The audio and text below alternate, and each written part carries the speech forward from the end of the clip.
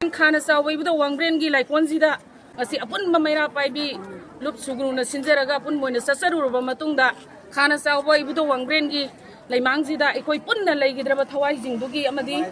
Bigly but Hawaii and Nidigi the Makta, Hakan and Sienzaluba, Zungaluba, Quagi, Isilina, Ohumama, Adegi, Laiwi Cravation now, Ohumama, this folk Panoli Horiba, Makoika, Dugi the Makta. Like Hidrabazing to get Hawaii at Masanti, or never get a Makta, a minute, and Ninang, if the Wangrengi, like Mangsi the Lemina, do not tell me.